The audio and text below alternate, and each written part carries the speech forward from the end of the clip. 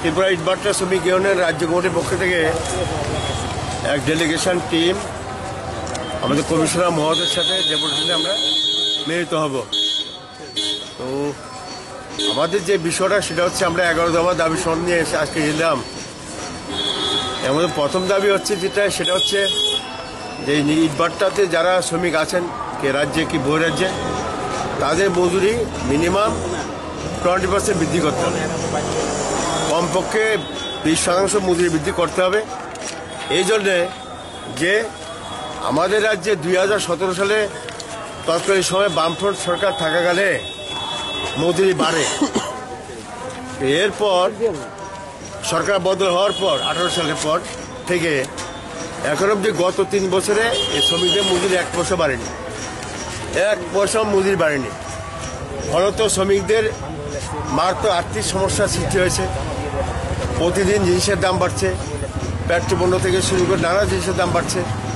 স্বাভাবিক কারণে শ্রমিকদের এই যে দাম বৃদ্ধির সাথে সঙ্গতি রেখে মজুরি না বাড়ার ফলে আর্থিক সংকট মারাত্মকভাবে তারা বেড়েছে।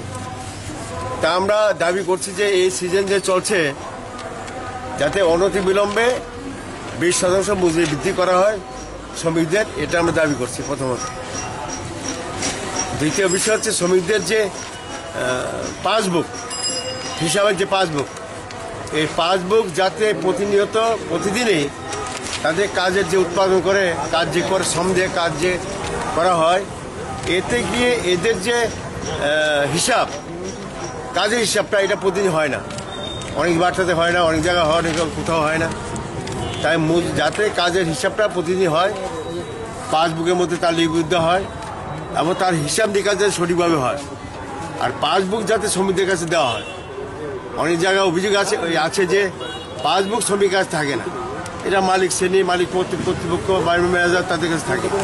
এটা বন্ধ করতে হবে, এটা আমরা দাবি করছি। আমরা এর সাথে আমরা দাবি করছি শ্রমিকরা কাজ সিজন শেষে বাড়িতে ফিরে যাওয়ার সময় আগে কাজ শেষ হলে পরে তাদের সারা যে কাজের যে সময়কালে যে হিসাব তা পূর্ণাঙ্গ হিসাব করতে হবে শ্রম দপ্তরের আধিকারিক উপস্থিতি। শ্রম দপ্তরের আধিকারিক উপস্থিতি পূর্ণাঙ্গ হিসাব করে তাদের কাজের সমস্ত হিসাব নিকাশের সাথে তার টাকা প্রাপ্য টাকা দিয়ে তাদেরকে পাঠাতে হবে। পাঠানোর ক্ষেত্রে তাদের যাতে স্বাস্থ্যবিধি মেনে সমস্ত খরচ দিয়ে পাঠানো হয় এটা নিশ্চিত করতে হবে। এই ডিমান্ডটা আমরা করছি এর মধ্যে। এছাড়া আমরা দাবি করছি যে তাদের থাকা ঘরগুলি পাকা করা, শৌচালয় পাকা করা, বিশুদ্ধ পানীয় জলের ব্যবস্থা করা, তাদের যে ঘরগুলি থাকে তাতে বিদ্যুতের আলোর ব্যবস্থা করা, এগুলো নিশ্চিত করতে হবে। এই দাবি আমরা করছি।